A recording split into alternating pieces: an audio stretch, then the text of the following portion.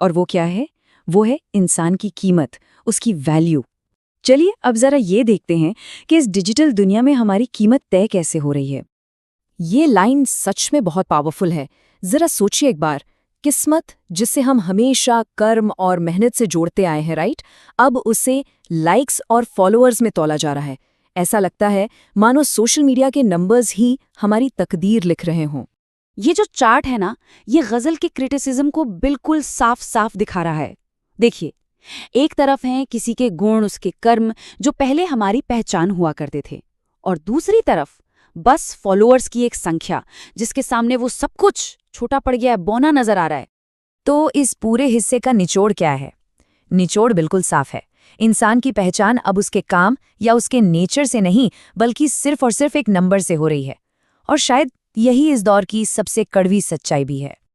अच्छा, जब वैल्यू ही झूठे नंबरों से तय होने लगे, तो जाहिर है सच और झूठ के बीच की लाइन भी तो धुंधली हो जाएगी। अब हम एक ऐसी ही दुनिया में कदम रख रहे हैं जहां असली क्या है और नकली क्या, इसमें फर्क करना ही मुश्किल हो गया है। यहाँ शायर एक थोड़ी निराशाजनक बात कहते हैं, पर शायद सच्ची बात कहते हैं। वो कहते हैं कि इस नए जमाने में सच बोलने वाला अक्सर हार जाता है। और क्यों हार जाता है? इसकी वजह अगली ही लाइन में साफ हो जाती है। क्योंकि ये एक झूठों का शहर बन गया है, जहां सच के लिए कोई जगह ही नहीं बची। और यहां अगर टिके रहना है, तो शायद सच को मिटाना ही एक रास्ता बचा है।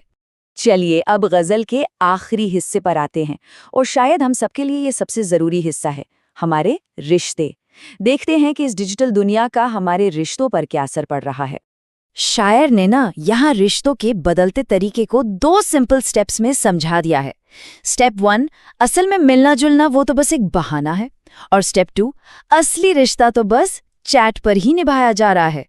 और ये जो लाइन है ना, ये इस बदलाव की गहराई को पकड़ती है। रिश्तों की जो असली गर्मी होती थी, वो अपनापन, वो एहसास, वो सब अब बस एक ठंडी बेजान सी स्क्रीन में सिमट कर रह गया है। तो ये सब देखने और समझने के बाद शायर इस डिजिटल दुनिया पर अपना आखिरी फैसला, अपना वर्डिक्ट सुनाते हैं। और जानते हैं वो इसे क्या कहते हैं? एक अजीब कहानी। तो शायर का आखिरी निचोड़ ये है कि ज़ारिफ, ये दुनिया भी अजीब कहानी है। सच कम दिखाई दे, बस झूठ सजाना है। मतलब ये दुनिया एक अजीब कहानी बन गई है। एक ऐसी कहानी जहां सच तो मुश्किल से ही दिखता है, बस चारों तरफ सजाए हुए झूठ की ही नुमाइश है। और आखिर में ये गज़ल हमें एक बहुत ही ज़रूरी सवाल के